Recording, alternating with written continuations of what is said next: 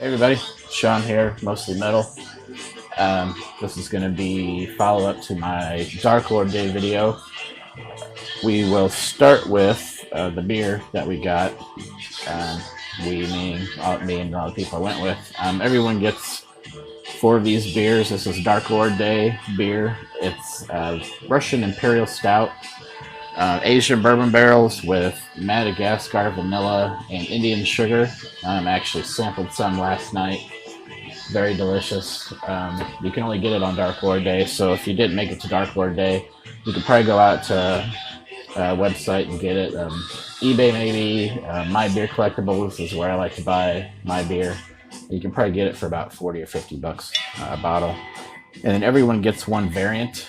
This is a significantly larger bottle than the dark. Well, they look similar, but this one's got a little more liquid in it.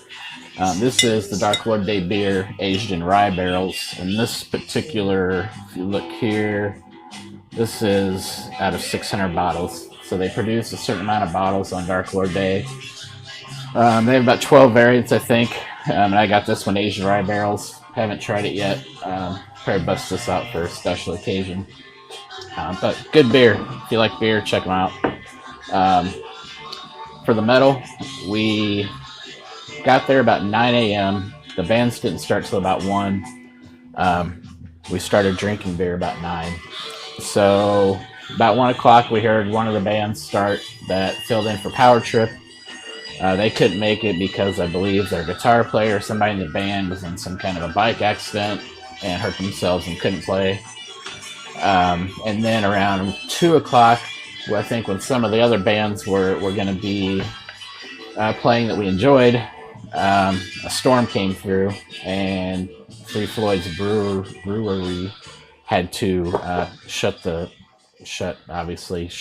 bands down, shut the food and vending down, which meant no beers were being poured from Three Floyd's. No food was being served, and we were stuck at a picnic table in a torrential downpour for about 2 hours.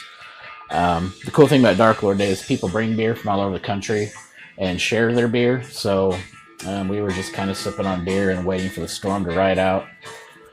Storm lasted another few hours, so by the time bands started playing about 5:30 or 6, we were spent. And unfortunately didn't get to see any bands play this year. I was really hoping to do a follow-up video on the live stuff, but next year for sure.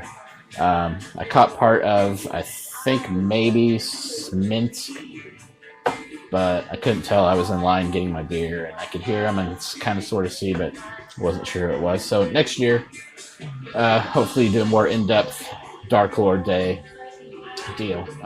In the background, getting into the music here. This is 13th Floor Elevators. Rocky Erickson, who you may or may not know, passed away a couple days ago. He was in the 13th Floor Elevators, and I was going to look for insert for this, but I don't think there was one. But this is a reissue. These guys are great. If you like psychedelic rock, Rocky Erickson's solo stuff is great. You're Gonna Miss Me, which was playing, I think, when this video started. One of their most popular songs. So if you're a fan of the psych rock, the weird stuff, if you're a metal fan, especially black metal fan, you can appreciate the weird, so go check them out. And then this album was playing in the background of my first video. This is a Seven Sisters of Sleep and Children of God split on A389 Records. I don't believe that label exists anymore, at least they're not putting out anything new. This is the insert with some lyrics. Sorry, trying to get the glare off of here. Some cool old school surgery type stuff going on there.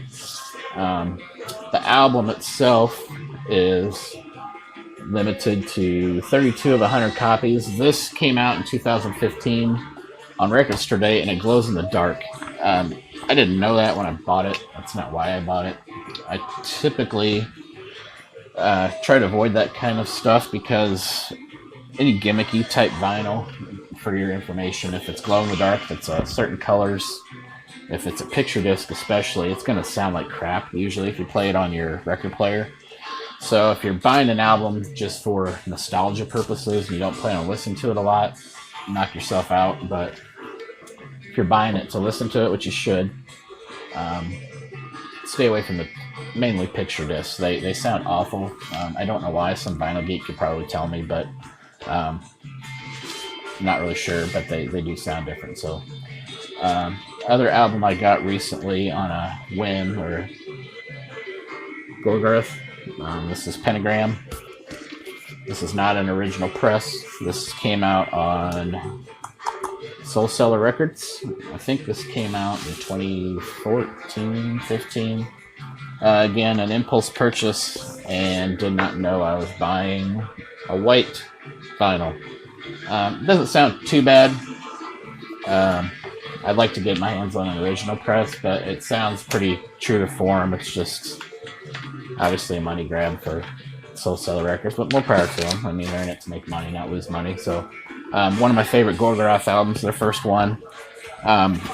Their singer, I don't know if Gall was on this one or not. I don't think he was.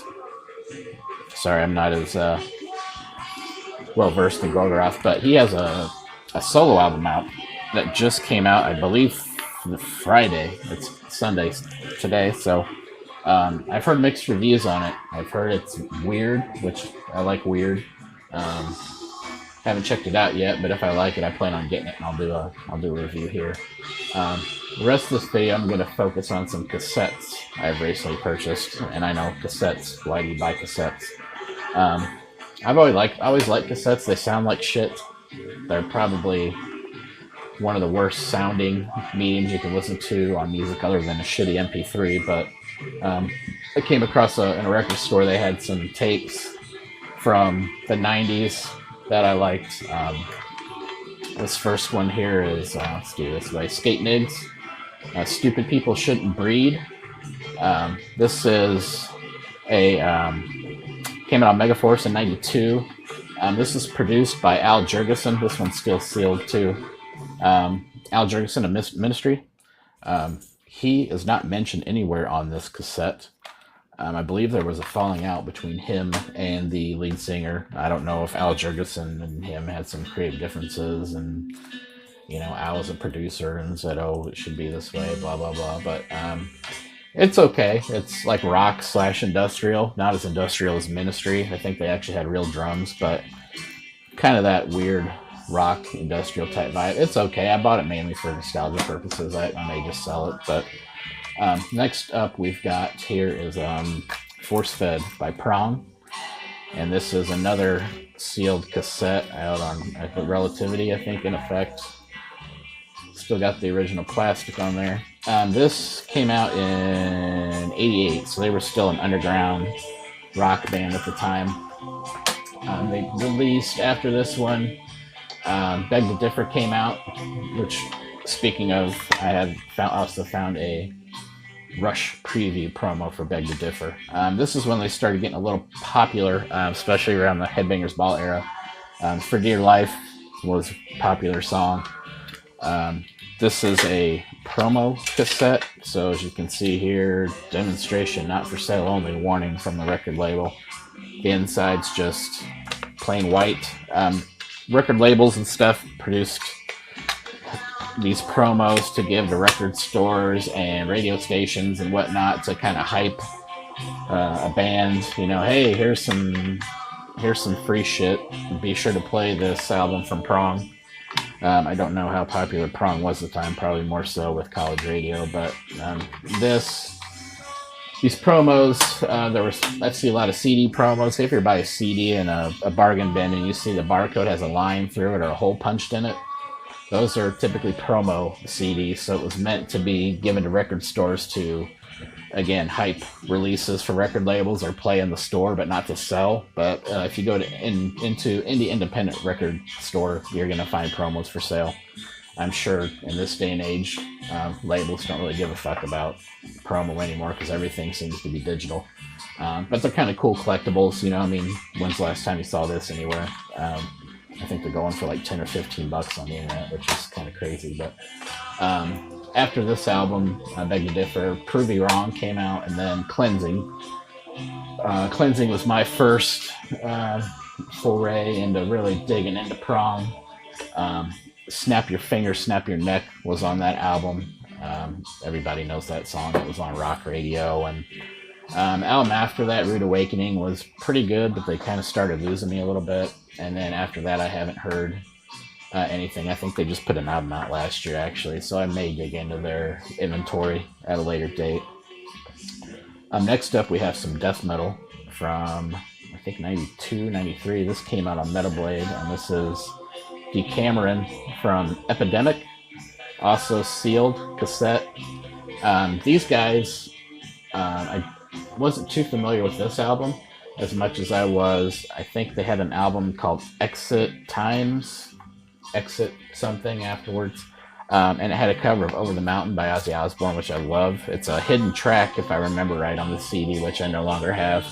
But this album's pretty good too. If you just like straight up mid-pace death metal, no blast beats, nothing too crazy on here. This came out around 92, 93, I think.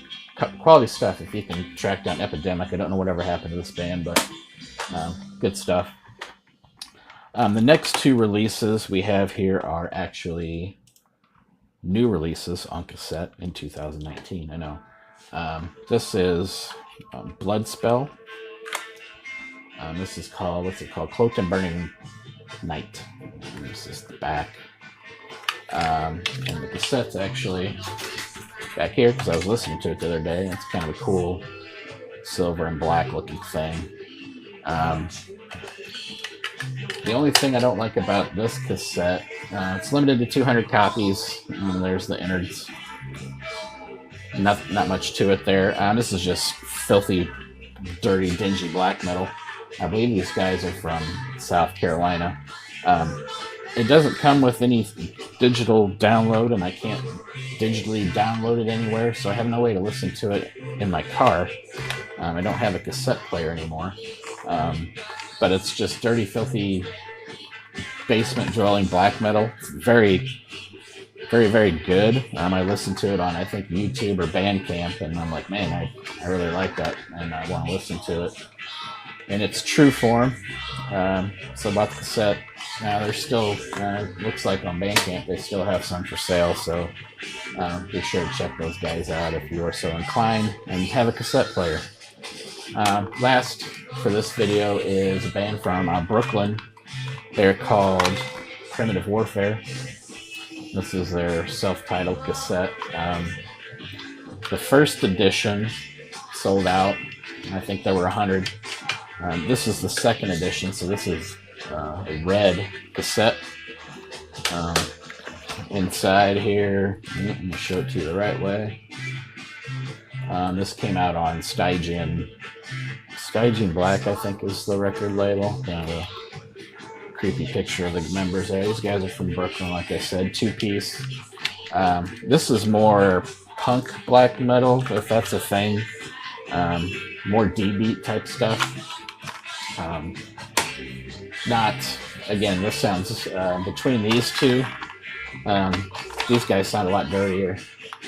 Sounds like they just put up a boombox and started recording in a basement somewhere. And if I didn't mention, this is also limited to 100. Both versions have sold out, so I'm guessing if their popularity keeps up, there's going to be a third edition to that one. But this one, you can get the digital album and listen to it portably if you'd like, in high quality format.